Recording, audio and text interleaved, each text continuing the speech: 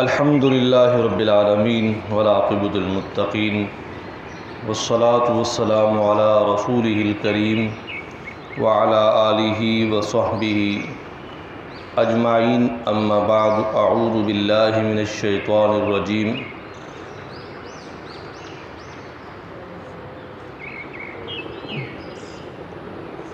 بسم اللہ الرحمن الرحیم۔ اصحاب الجنت یومئذ خیر مستقرا واحسن مقیلا ویوم تشقق السماء بالغمام ونزل الملائکۃ تنزیلا الملک یومئذ الحق للرحمن وکان یوما علی الکافرین عسیرا۔ صدق اللہ العلی العظیم۔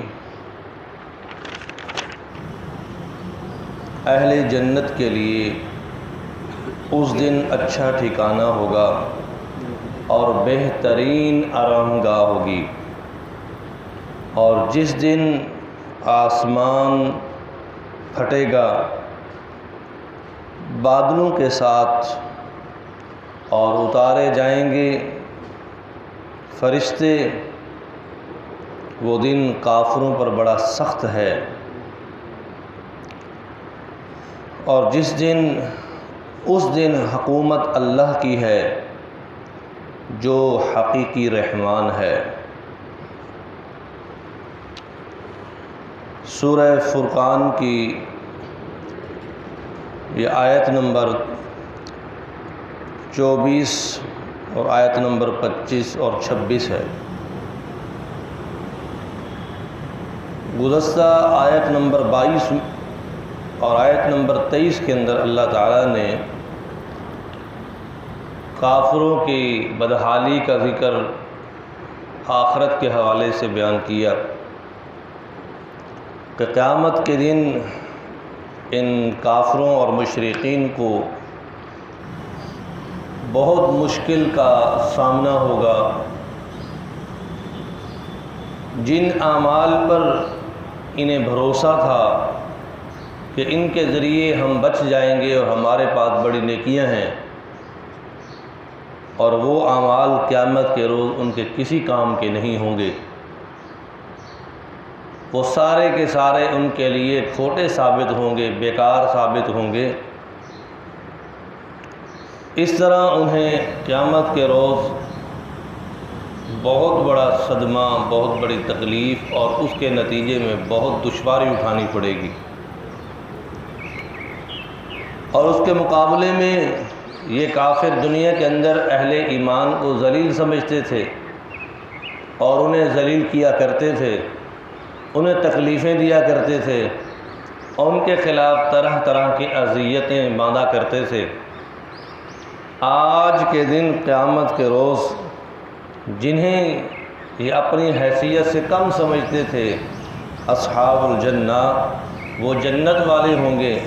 یومئذ خیر مستقرا، اور ان اہل ایمان کے لیے بہترین جنت کا ٹھکانہ ہوگا، واحسن مقیلا، اور بہترین آرامگاہ ہوگی۔ اس آیت کی نسبت سے جو مفہوم ہے قرآن مجید کی دوسری آیت میں بھی اس کا حکم بیان کیا ہے۔ یا ایھا الذین آمنوا لا یسخر قوم من قوم عسیٰ ان یکونوا خیرا منہم۔ اے ایمان والو، تمہارے لیے یہ جائز نہیں، حلال نہیں ہے کہ ایک قوم دوسری قوم کا مذاق اتارے، ایک قوم دوسری قوم کو ادنا سمجھے، ایک قوم دوسری قوم کو حقیر سمجھے، ایک قوم دوسری قوم کو ذلیل سمجھے۔ تمہارے لیے یہ جائز نہیں ہے۔ عسیٰ ان یکن خیرا منہم، شاید کہ جنہیں تم اپنے مقابلے میں حقیر اور ذلیل سمجھ رہے ہو وہ تم سے بہتر ہوں، ان کا مقام تم سے بہتر ہو، ان کے اعمال تم سے بہتر ہوں، انجام کے اعتبار سے اللہ کے ہاں ان کے لیے بہترین فیصلہ ہو، جبکہ اعمال کے حساب اور انجام کے حساب سے تمہارا اللہ کے ہاں بہترین فیصلہ نہ ہو۔ اس لیے اس سے منع کیا کہ کسی کی تذلیل کرنا، کسی کو حقیر سمجھنا، کسی کو ادنا سمجھنا، کسی کو نیچ سمجھنا، یہ کوئی اچھی شخصیت کے کردار کا پہلو نہیں بلکہ گھٹیا سوچ رکھنے والے آدمی کی علامت ہے۔ ان اکرمکم عند اللہ اتقاکم، اللہ کے ہاں وہی سب سے اعلیٰ اور سب سے ممتاز ہے جو تم میں سے متقی اور پرہیزگار ہے۔ جو متقی پرہیزگار ہے، گناہوں سے بچنے والا ہے، حلال کمانے والا، حلال کھانے والا، حلال خرچ کرنے والا، معصیات سے بچنے والا، اس کی شخصیت کا کردار ہے، اس کے اعمال کو فالو کیا جائے گا۔ اس کے اعمال اللہ کے ہاں بھی ممتاز ہیں، اور ان اعمال اور پرہیزگاری کی نسبت سے اس دنیا کے اندر بھی اللہ اسے ولایت عطا فرماتے ہیں۔ اس کے علاوہ مال کی برابری، مال کا تخشف کرنا یا جائیداد کی مقابلہ بازی کرنا یا دنیا کے مال و متاع کے نسبت سے ایک دوسرے پر بڑھ چڑھ کر تمسخر کرنا، اللہ کے ہاں اس کی کوئی وقعت نہیں ہے۔ قارون کے پاس بڑا مال تھا اور مال اسے لے ڈوبا، حامان کے پاس صدارت وزارت تھی، وہ وزارت اسے لے ڈوبی، فرعون کے پاس حکومت تھی، مال تھا، مال و زر تھا، وہ اسے لے ڈوبا، نمرود کے پاس مال و حکومت مال و زر تھا، وہ اسے لے ڈوبا، شداد کے پاس حکومت تھی، مال و زر تھا، وہ اسے لے ڈوبا۔ اس طرح قرآن نے سینکڑوں لوگوں کا ذکر کیا ہے جن کو دنیا کے اعتبار سے اللہ نے بڑی شخصیت، مالی اور حکومتی اور عہدہ اور وزارت اور صدارت سے نوازا، لیکن انہوں نے ایمان نہیں اپنے اندر لے کر آئے، وہ لوگ عمل کی زندگی لے کر نہیں آئے، تو نتیجہ یہ نکلا نہ حکومتیں انہیں بچا سکیں، نہ صدارتیں انہیں بچا سکیں، نہ وزارتیں بچا سکیں، اور نہ ان کا لو لشکر انہیں بچا سکا، نہ ان کی طاقت انہیں بچا سکی۔ قرآن نے ان کی ہلاکتوں کے بیان کھول کھول کے بیان کیے ہیں۔ تو اس ساری تمہید کا خلاصہ یہی ہے، اصحاب الجنہ۔ اور حدیث پاک میں ہے، اسی مفہوم کے مطابق حدیث پاک میں ہے،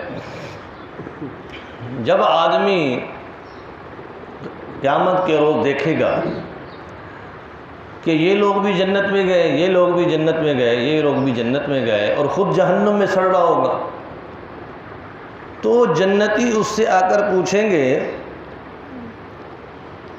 کہ ما سالککم فی سقر، یہ کیا ہوا؟ تو ہمیں دنیا میں سمجھایا کرتا تھا کہ نماز پڑھو، تو ہمیں نصیحت کیا کرتا تھا کہ روزے رکھو، تو صبح شام ہمیں آ کر سمجھایا کرتا تھا گناہوں سے بچے، آج یہ کیا ہو گیا کہ ہم جنت میں اور تو جہنم میں سڑ رہا ہے؟ اس کی کیا وجہ ہے؟ تو قرآن مجید میں ہے، انساکم کما تنسون، کہ وہ تمہیں تو سمجھایا کرتا تھا، خود عمل نہیں کرتا تھا۔ تو ایسے لوگ بھی دنیا میں موجود ہیں جو دوسروں کو فکر کرنے میں لگے رہتے ہیں، سمجھانے میں ان کی اصلاح اور ان کی فکر کرتے ہیں، لیکن جب عمل کی باری اپنی آتی ہے تو وہ نمازوں سے غافل رہتے ہیں۔ بھائی نماز پڑھو، خود نہیں پڑھنی، قرآن پڑھا کرو، خود نہیں پڑھتا، اچھے کام کیا کرو، خود نہیں کرتا، حلال کمایا کرو، خود حلال نہیں کماتا۔ تو قیامت کے روز وہ لوگ اس پر حسرت کریں گے کہ عجیب بات ہے کہ ہمیں تو کہا کرتا تھا اور آج تو اپنے اعمال کی وجہ سے جہنم میں سڑ رہا ہے۔ تو اس لیے اللہ فرماتے ہیں اصحاب الجنہ، یہ کافر لوگ اہل ایمان کو حقیر سمجھ رہے تھے، ذلیل سمجھ رہے تھے، آج وہ جنت میں اچھی آرام گاہ میں اور اچھے ٹھکانے میں ہیں، اور جو دنیا میں اپنے آپ کو بڑا سمجھ رہے تھے ان کے لیے کیا ہے؟ یومن علی الکافرین عسیرا، آج کا دن بڑا بھاری ہے، ان کے لیے آج حساب کا دن بڑا سخت ہے۔